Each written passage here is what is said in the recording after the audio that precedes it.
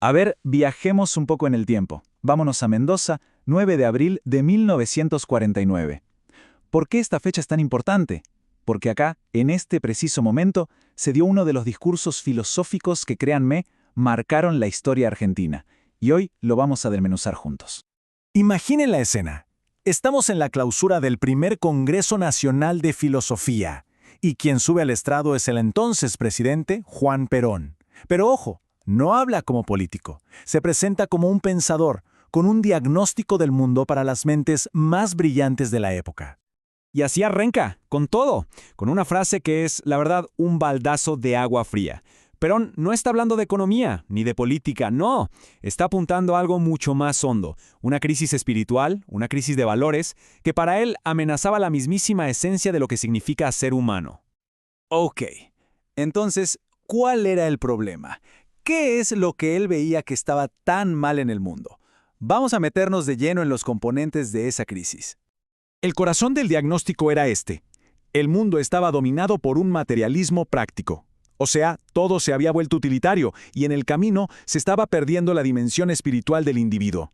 Y esto llevaba a algo que él describió con una palabra fuertísima, la insectificación.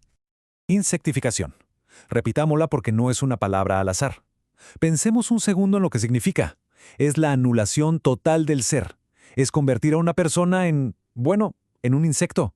En una pieza más de un engranaje gigante, sin un propósito, sin nada que trascienda. Y claro, las consecuencias de esto eran, como se pueden imaginar, devastadoras. El discurso pinta un cuadro de desastre, de desesperación, de un desencanto existencial profundo. Habla de náusea, una palabra muy de los filósofos de la época, ¿no? Esa sensación de vacío provocada por el dominio total de lo material sobre el espíritu. Pero bueno, frente a este panorama tan oscuro, el discurso no se queda solo en la queja, no. Propone una salida, una visión, un camino alternativo que no era solo para Argentina. La propuesta era para un mundo entero que estaba en crisis. Y a esta visión la bautizó la tercera posición. Y esto es clave. No era un punto intermedio entre capitalismo y comunismo. Era, según su análisis, una superación de ambos.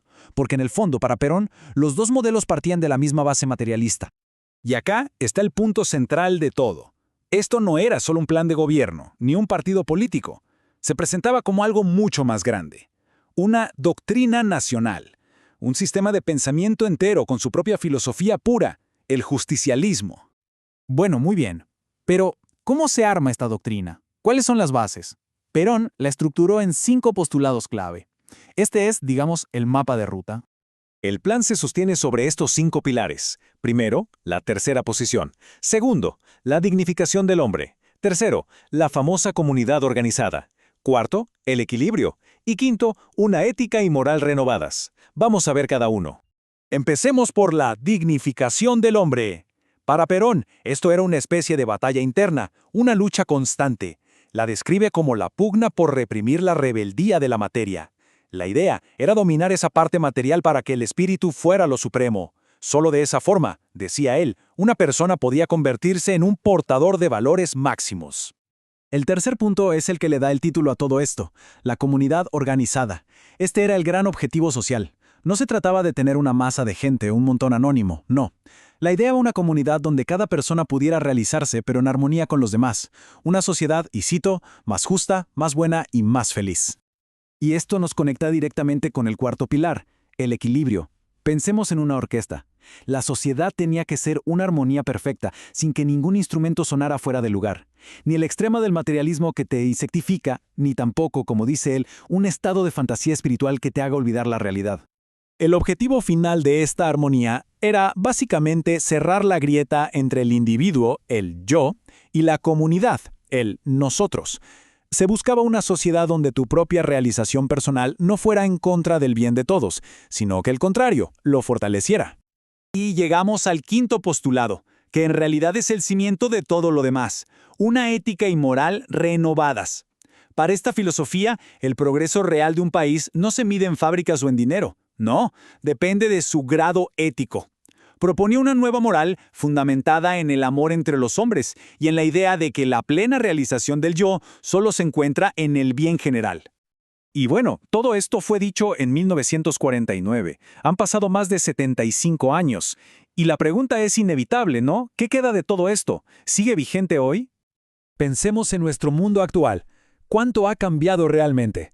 Esos fantasmas de la superpoblación, de la insectificación, ¿acaso no nos siguen rondando? El desencanto, la náusea de la que hablaba, ¿no la sentimos a veces en nuestra cultura? El dominio de lo material. Parece que, en el fondo, el tormento sigue siendo muy parecido.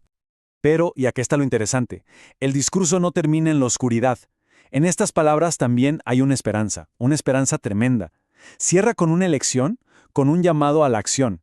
La visión es clarísima. Nuestra comunidad debe tender a ser de hombres y no de bestias. Construir algo que nos eleve. Así que esa pregunta final que plantea el texto nos golpea de lleno hoy. La elección sigue sobre la mesa. ¿Vamos a continuar en este desorden de valores o vamos a intentar construir esa armonía que se propuso? El discurso parece decir que la decisión es nuestra y que es hora de elegir.